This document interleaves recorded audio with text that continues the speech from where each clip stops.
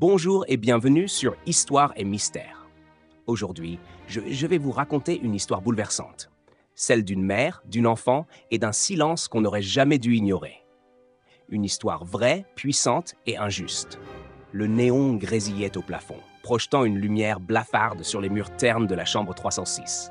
L'air sentait le désinfectant et la fatigue. Il était tard, peut-être 2 heures du matin.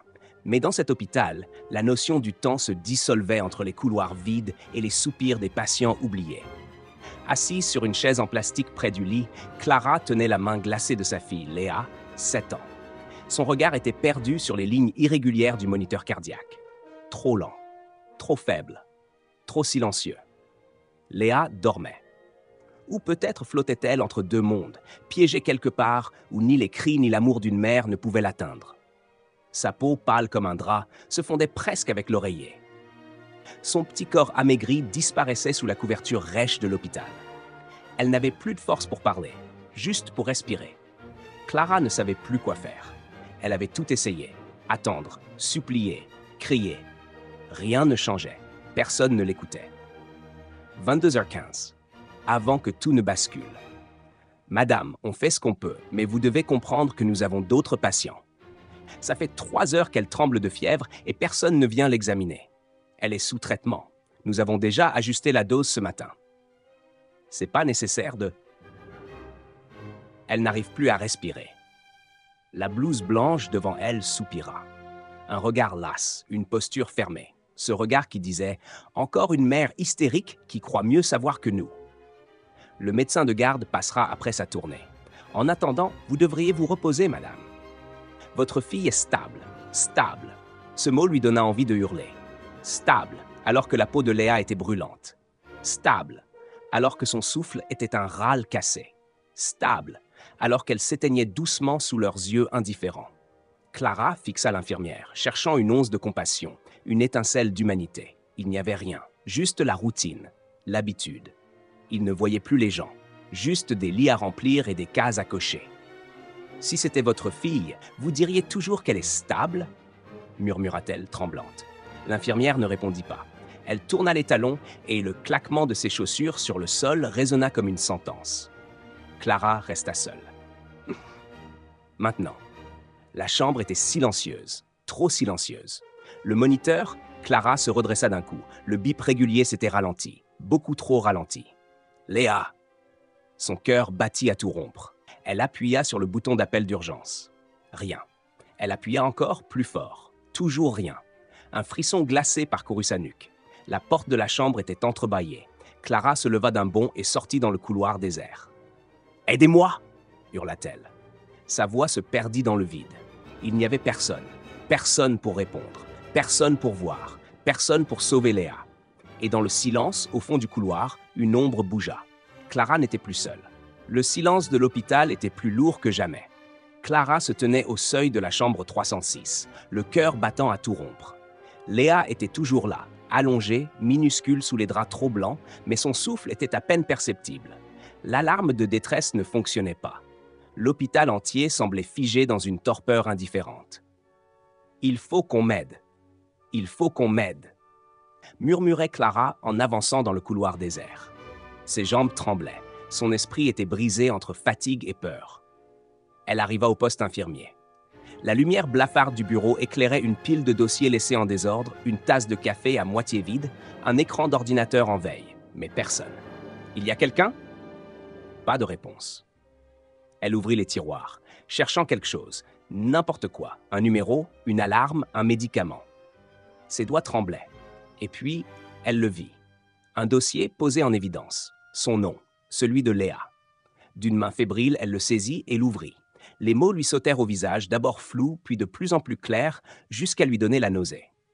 Patiente, Léa Lambert. État, pronostic vital engagé.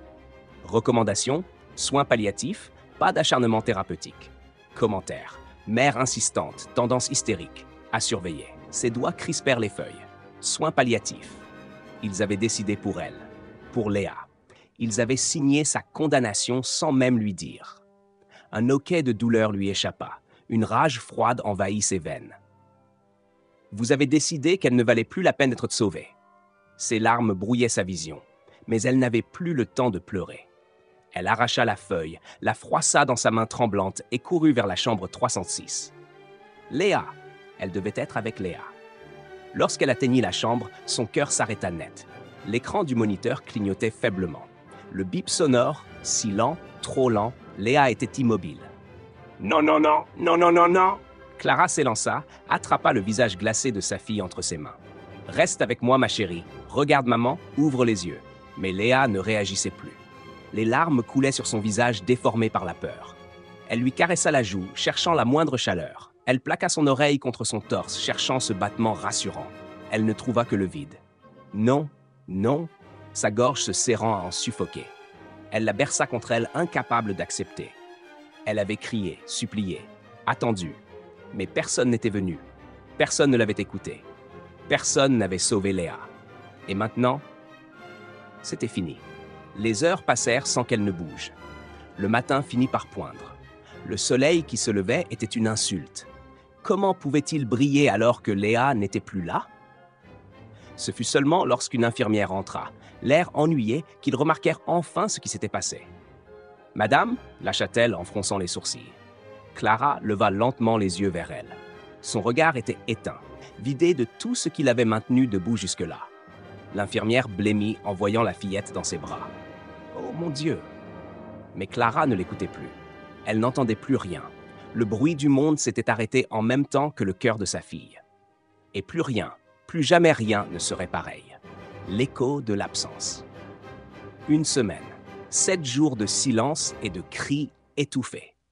L'enterrement de Léa avait eu lieu dans un petit cimetière en bordure de ville, loin du tumulte, loin des regards. Il n'y avait pas foule, juste quelques voisins, 2 anciennes collègues et une cousine qui n'avait pas vu Léa depuis des années. Clara, elle, était là, figée, le visage blême, une rose blanche à la main qu'elle n'avait même pas pensé à déposer sur le cercueil. Elle ne pleurait plus, elle n'en avait plus la force. Son cœur était sec, vidé.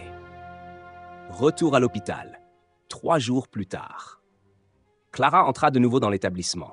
Même odeur, même lumière artificielle, même couloir, mais plus de Léa. Personne ne l'avait appelée, personne ne l'avait soutenue. Pas un mot, pas une excuse. Et pourtant, elle était revenue, pas pour obtenir des excuses, mais pour comprendre. Elle se présenta au service administratif. Elle voulait le dossier complet, tous les rapports, tous les échanges internes. Elle avait le droit. Vous devez faire une demande écrite, cela prendra plusieurs semaines. Elle est morte ici, je ne peux pas attendre. Madame, je comprends votre douleur, mais elle tapa du poing sur le bureau. Non, vous ne comprenez rien. Vous n'étiez pas là quand elle tremblait seule dans son lit. Vous n'étiez pas là quand j'ai supplié qu'on vienne. Vous n'étiez pas là quand elle est morte dans mes bras. Alors ne me dites pas que vous comprenez. Donnez-moi ce dossier. La secrétaire pâlit. Elle n'insista pas. Clara passa l'après-midi à lire les rapports médicaux dans sa voiture, à l'abri des regards. Les pages tremblaient entre ses mains. Elle découvrit que l'équipe de nuit avait baissé les doses de traitement sans l'en informer, que l'infirmière de garde avait ignoré 2 alertes automatiques du moniteur, qu'un médecin avait noté « détresse respiratoire probable » sans jamais venir voir l'enfant. Et au bas de la dernière page, une annotation « risque juridique minimal, mère émotionnellement instable, aucun antécédent médical plaidant pour un traitement intensif ». Un coup de couteau, net, froid. Ils avaient choisi d'ignorer, de ne pas agir, et de couvrir leur silence avec des mots écrits à l'encre noire. Le lendemain, Clara se leva à 5 heures du matin. Elle ne prit pas de café. Elle ne s'habilla pas comme d'habitude. Elle enfila un long manteau noir, prit son sac et sortit. Direction, le journal local. Puis un autre. Puis une association. Puis une avocate. Chaque rendez-vous, chaque parole, chaque détail, elle les racontait sans trembler. Elle raconta comment les appels étaient restés sans réponse. Comment les alarmes avaient été ignorées. Comment un enfant avait été considéré comme un dossier de trop. Elle parla pour Léa. Elle parla pour toutes les autres mères qu'on avait fait taire. Son histoire se propagea. Des courriels, des appels, puis d'autres témoignages, d'autres mères, d'autres enfants, d'autres silences. Et un jour, la chambre 3-6 fut murée. Mais Clara savait que ce n'était pas fini. Elle portait désormais le deuil comme un étendard. Pas pour punir, mais pour qu'un jour, dans un hôpital quelque part, une autre infirmière s'arrête. écoute et sauve. L'histoire de Clara fit du bruit, beaucoup trop pour être ignorée. Les médias locaux commencèrent à s'intéresser au cas de Léa. Un article parut dans le journal de la ville, puis un autre. Les réseaux sociaux s'enflammèrent. Des mères, des pères, des familles endeuillées prirent contact avec elle. Clara n'était plus seule. Une avocate spécialisée en droit médical accepta de l'aider. Maître Julien Morel, un homme au regard sévère et à la voix tranchante, lui expliqua la dure vérité. Les hôpitaux protègent toujours leurs intérêts. Les dossiers sont maquillés, les erreurs sont minimisées. Mais si nous prouvons la négligence, nous pouvons faire tomber le mur du silence. Clara hocha la tête. Elle n'était plus la femme brisée de la chambre 36. Elle était une mère en guerre. 1 an plus tard, salle d'audience. Les bancs du tribunal étaient pleins. Journalistes, familles, anciens patients. Tout le monde voulait entendre l'histoire de Léa. Les avocats de l'hôpital plaidèrent la fatalité médicale. Léa était gravement malade. Nous avons suivi les protocoles. Mais Clara ne les laissa pas s'en tirer aussi facilement. Elle se leva. Sa voix tremblait, mais elle était forte. « Si vous aviez suivi les protocoles, pourquoi ma fille est-elle morte sans surveillance? Pourquoi les alarmes ont-elles été ignorées? Pourquoi le médecin de garde n'a-t-il jamais mis un pied dans cette chambre ?» Un silence glacé tomba sur la salle. Les preuves défilaient. Les relevés des moniteurs, les notes où on l'avait qualifiée de « mère hystérique », les témoignages d'anciennes infirmières forcées de parler sous pression médiatique. Chaque pièce ajoutait un poids sur les épaules des accusés. Et puis, la phrase de trop. L'avocat de l'hôpital osa. « Madame Lambert est une mère en deuil, aveuglée par la douleur. Elle cherche un coupable, mais parfois, la médecine ne peut pas tout sauver. » Clara s'avança lentement vers la barre. Son regard était brûlant. « Je ne cherche pas un coupable. » Elle marqua une pause. « Je cherche justice pour une enfant qui n'a jamais eu sa chance. Si vous aviez juste fait votre travail, si vous aviez juste pris 5 minutes pour regarder ma fille, elle serait encore là. » Elle montra les photos de Léa, les clichés d'une petite fille pleine de vie avant la maladie.